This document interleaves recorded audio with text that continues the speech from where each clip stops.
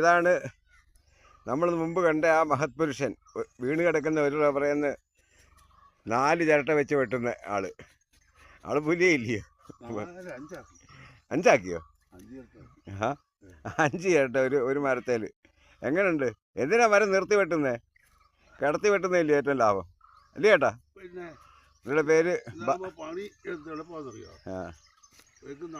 നടക്കുകയും വേണ്ട, ഒന്നും വേണ്ട.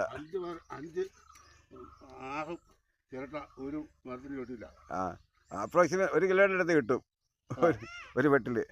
ചേട്ടൻ ഇങ്ങോട്ട് നോക്കിയാല് നാട്ടുകാരൊന്നും അറിയട്ടെ. ഇതാണ് ചെറുപ്പക്കാരനാണ് കേട്ടോ. നിങ്ങള് വീശയൊക്കെ അരച്ചെന്ന് അത്രേ ഉള്ളു, പ്രായമേ ഇല്ല. ഉണ്ടോ? 5 എവിടെ വെച്ചേക്കുന്നത്? 1 അതൊന്ന്, ഇത് 2, ഈ വെട്ടുന്നത് 3, അതൊന്ന് 4. ഓ അവിടെ കയറ്റി ഒന്നുകൂടെ വെട്ടില്ലേ? 5. ഈ കഴിവുള്ള കൃഷിക്കാരെ ആർക്കും തോപ്പിക്കാനൊന്നും പറ്റത്തില്ല. പറ്റുമോ? ഒക്കത്തില്ല. അവര് അതെ, വീട് കിടക്കുന്നിടത്ത് കിടന്ന് ഉരുണ്ടാണേലും അവര് ജീവിക്കും. നിങ്ങള് ആ 2 രൂപയുടെ റേഷനരി കൊടുത്തില്ലെങ്കിലും ഞങ്ങൾ ജീവിക്കും. ഈ മുഴുത്ത ആന വന്ന് ഞങ്ങൾ എന്താ ചെയ്യാനാ? അവനിത് മറിച്ചിട്ട് അവന് പോയി. അതാണ് കണ്ടോ, പാല് വീഴുന്നുണ്ട്. ഈ 5 ചിരട്ട വെച്ച് വെട്ടുന്നിടത്തെ പാലായി വീഴുന്നതെന്ന് കണ്ടോണം.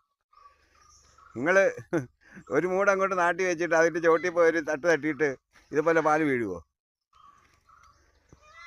അതുകൊണ്ട് കേരളത്തിലെ റബ്ബർ കൃഷിക്കാരെല്ലാം ഇനി ചെയ്യേണ്ടത് ഇതെല്ലാം മരം നിർത്തി വെട്ടരുത്, മരം മറിച്ചിട്ട് വെട്ടണം. ഇതുപോലെ 5 ചിരട്ട വെച്ചേക്ക്. നിങ്ങൾ പറ്റുന്നുണ്ടെങ്കിൽ നിങ്ങൾ റെക്കോർഡ് ആക്കി അത് 10 15 ആക്ക്. ഞങ്ങൾ 5 ചിരട്ടയുടെ റെക്കോർഡ് കാണിച്ചു കഴിഞ്ഞ്. നിങ്ങൾക്ക് ഇനി വല്ലതും പറയാനുണ്ടെങ്കിൽ അത് പറയുക. അല്ല പിന്നെ ഇതിന് മേളി 5 ചിരട്ടയ്ക്ക് മേളി എവിടെയെങ്കിലും ആർക്കെങ്കിലും വെച്ച് വെട്ടാൻ കാണിക്കാനുണ്ടെങ്കിൽ അത് കാണിക്ക്. ചുമ്മാ സോഷ്യൽ മീഡിയയിൽ വന്നിരുന്ന് വലിയ ഉലുത്തുരുത്താതെ. അല്ല പിന്നെ സഹിക്കുന്നതിനൊക്കെ ഒരു പരിധി ഇല്ലയോ? ആന ഞങ്ങൾ എന്താ ചെയ്യാനാ? ഞൊട്ടിക്കളയോ? ഇതിൻ്റെ തൊട്ടപ്പുറത്ത് വലിയ ഭയങ്കര വനമാ. ഇത് ആന വരുന്ന വഴിയാ.